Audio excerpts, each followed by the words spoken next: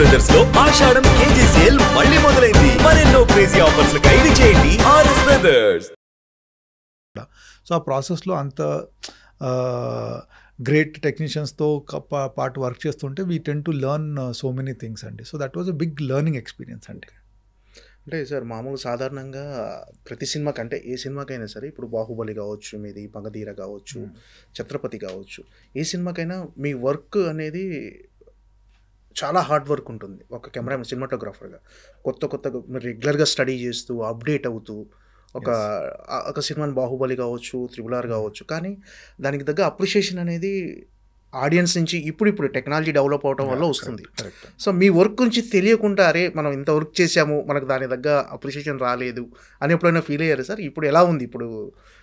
అంటే లైక్ ఇప్పుడు ఈ జనరేషన్లో ఉండడం is actually a very blessing అండి. అంటే ఇప్పుడు మాకంటే ముందు జనరేషన్ వాళ్ళైతే అస్సలు కెమెరామెన్ అని ఒక మనిషి ఉంటాడని కూడా తెలియదండి.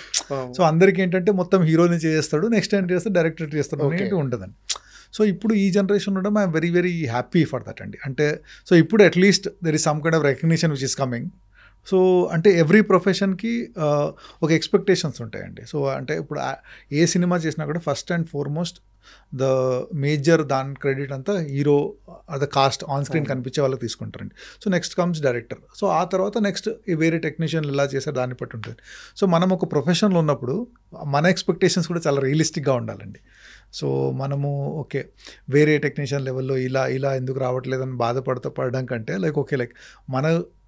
మన ప్రొఫెషన్లో okay what best we have achieved, what best recognition we have got అనేది ఉండాలి.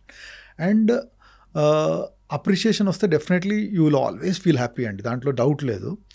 బట్ ఏంటంటే అండి మన ప్రొఫెషన్లో we should always think okay ఈ సినిమా చేసినప్పుడు వాట్ ఐమ్ ఐ డూయింగ్, అంటే నేను సినిమా చేసేటప్పుడు నేను నా అప్రిషియేషన్ కోసం చేస్తున్నానా వర్క్, సినిమా కోసం చేస్తున్నానా.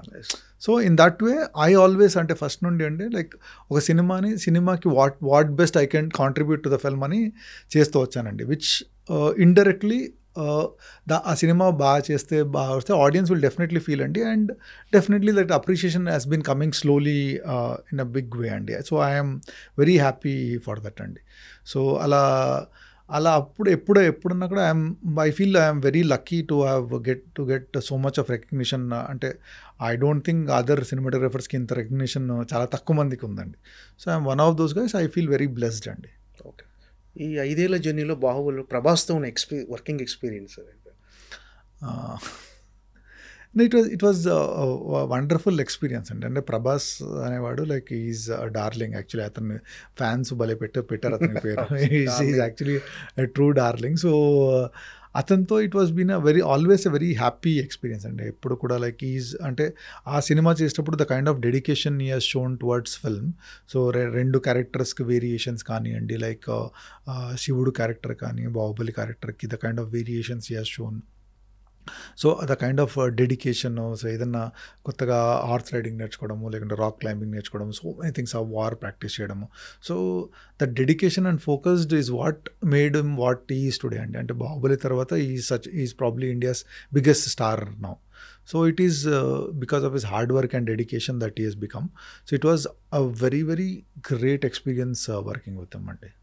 సో అదర్ దెన్ అంటే మరి ఈగ కావచ్చు, బాహుబలి కావచ్చు, మీ వర్క్ అనేది అలాంటి సినిమాలకు మినహాయిస్తే ఛత్రపతి అనేది కూడా బిగ్గెస్ట్ కమర్షియల్ సినిమా సార్. అప్పట్లో ఒక బిగ్గెస్ట్గా, అందులో కూడా మీ విజువల్స్ ఒక విజువల్ ఉంటుంది సార్, ఒక్క అడుగు అని మన సో అలాంటి విజువల్స్ ఇప్పటికీ డెఫినెట్ అది టీవీలో వచ్చినప్పుడు ఆ టైంలో టెక్నికాలిటీ ఎంతవరకు అందుబాటులో ఉంది సార్ మీకు?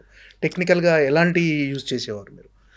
అంటే ఎలా అంటే అదే నేను చెప్పాను కదండి, it is a complete team work. So director has an idea of ఇది ఇలా తీయాలని. సో అంటే as a technicians we all contribute little. అంటే ఒకసారి fight master and me and so many people ఆ లొకేషన్ అంటే డిపెండ్స్ అప్పుడు ఏం తీస్తున్నాం, సాంగా, డాన్సా, ఫైటా, ఏం తీస్తున్నాం అని దాన్ని బట్టి సో ఎవ్రీ వన్ కాంట్రిబ్యూట్స్ అండి. సో అలా చేసేటప్పుడు మనకు ఆ టైంలో whatever technology is available to us.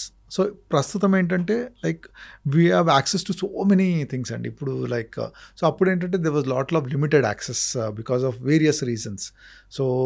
So అప్పుడు దాంట్లో మనకు దగ్గర ఉన్న దాంట్లో మనం ఏం బెటర్గా చేయొచ్చు అంటే దట్ వాజ్ ఆల్వేస్, అంటే ఇది లేదు కాబట్టి మనం చేయొద్దు అంటే దానికోసం వెయిట్ చేద్దాం అలా కాకుండా, సో వాట్ ఎవర్ మనకు అందుబాటులో ఉన్న రిసోర్సెస్ని యూస్ చేసుకొని మనము దీన్ని ఎలా బెటర్గా చేయొచ్చు, that was always the thing అండి. And I always believe that అండి. అంటే ఒక్కోసారి ఏమైందంటే లొకేషన్లో అది ఉంటే బాగుండేది, మనం చేయలేము అని ఆ యాటిట్యూడ్ వస్తే అండి, లైక్ మంచిగా ఉన్న షార్ట్ కూడా మనం పార్ట్ చేసుకోవచ్చు అండి.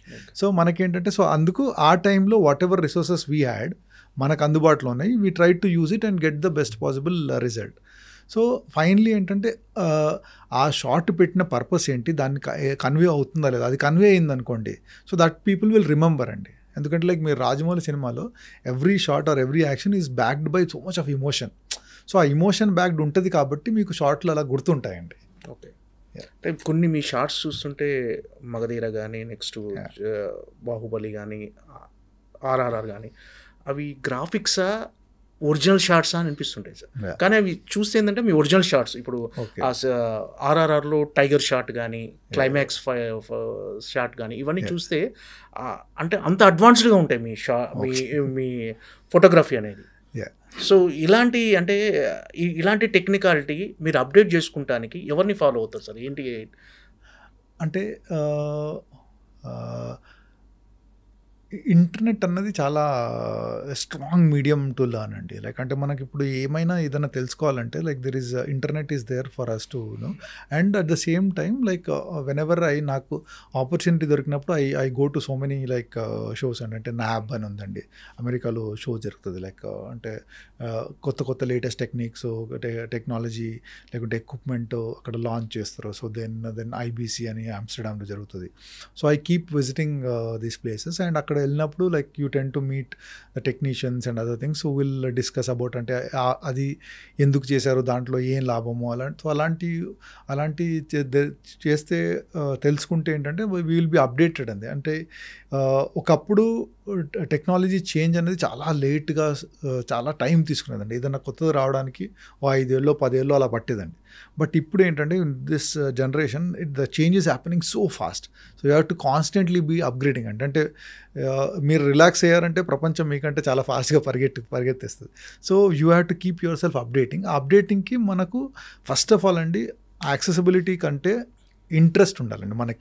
మనకు తెలుసుకోవాలి, ఇంకా బెటర్గా మన వర్క్ ఎంత చేయాలి అని ఆ ఇంట్రెస్ట్ ఉంటే అండి we will find people, we will find resources. So we will అంటే లైక్ ఎక్కడికైనా వెళ్ళాలంటే మనం వెళ్ళిపోతాము, ఏదైనా చదవాలంటే చదివేస్తాము. సో అలాంటి ఆ ఇంట్రెస్ట్ ఉండాలండి, ఆ curiosity. So luckily god's grace I have that curiosity and I try to find wherever knowledge. అంటే ఎవరైనా కలిసినా కూడా ఐ ట్రై టు క్యూరియస్లీ అడిగేస్తాను, లైక్ ఇది ఎలా చేశారు or whatever, like I try to find out how. So అలా that has been happening అండి.